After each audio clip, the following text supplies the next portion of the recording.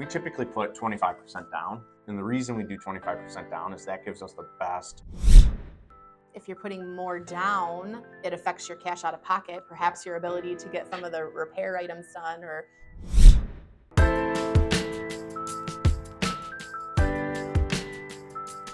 All right, KristIn, so evaluating rental properties, we get a lot of inquiries about rentals, right? People Yes. saying, KristIn, I want to buy a rental, right? I want to get into real estate because real estate has a lot of TV shows about it, so that people want to get into real estate. So if someone's looking to buy a rental, what do you think the first step is? the first step in buying a rental house, I suppose, is understanding your investment goals. Right. Defining your investment strategy. Is it a long-term hold for you or a short-term rental? Will you flip the property? And just getting kind of clarification around that piece of the process. Yeah, and I would say in addition to that, like, are you looking to maximize cash flow? So you're going to be looking in what we call D areas, right?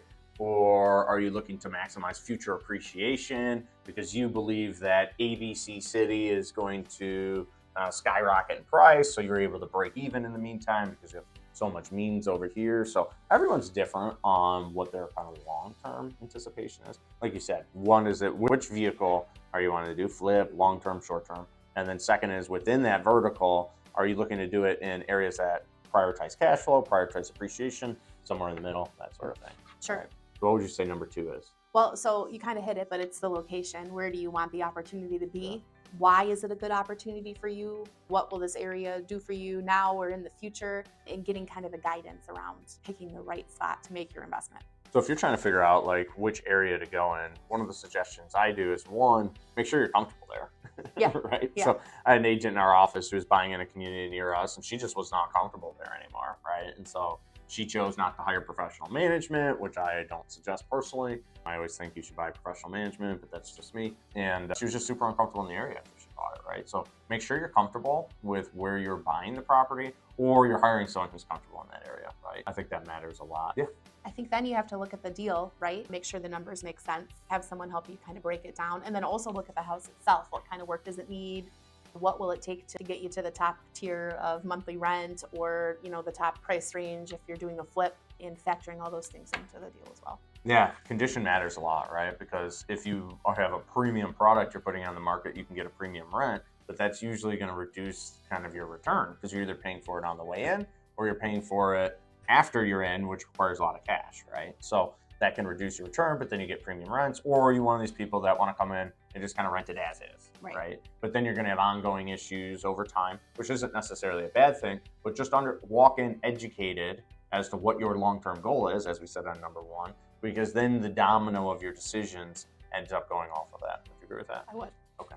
What would we say the next one is? The next thing on the list would be your financing loan options. How are you going to pay for the deal? Yeah, and so I'll speak for Renee and I. We typically put 25% down. And the reason we do 25% down is that gives us the best terms for financing, right? Some lenders allow you to go as low as 20% down on residential property, but usually you're paying for a point, half a point, something like that as a part of the financing because the lender itself is taking more risk. Sure. Right. And so now what's the challenge if you put more down? What does that affect? If you're putting more down, it affects your cash out of pocket, perhaps your ability to get some of the repair items done or, some of the fixes done that you wanted to bring the overall value of the property up. A good lender can help you strategize on what rate to take. Sometimes you can get a credit if you take a little bit higher of a rate. And if you can work that into your deal, it may make sense for you in the long term. And then all of these things combined, I think, lead to the final consideration, which is like your tax implications, right? Yeah. I know Joe has lots of strategies for what you can do as far as buying property to negate some of your tax bill. Yeah. So depending on what you do as a profession, sometimes you can negate your tax bill. If you end up where you're a real estate professional, where you're spending on average 20 hours a week doing real estate, it opens up this whole section of the tax code that allows you all kinds of different options like cost segregation, bonus depreciation, these sort of things to write against your active income, which is great. But you have to be able to justify to the IRS that you're spending 20 hours a week, right? Luckily, as realtors, as us, we're all definitely spending 20 hours a week being real estate professionals. So we automatically qualify underneath that. So yeah, I agree with everything you said. And that circles back to the start where it said what your long-term goals are. Yeah. If you have, I don't want to say unlimited cash, but certainly plentiful amount of cash, putting more down does reduce your cash on cash return, but it increases your cash flow because one, the loan's smaller, two, your interest rate's less. Yes. Right.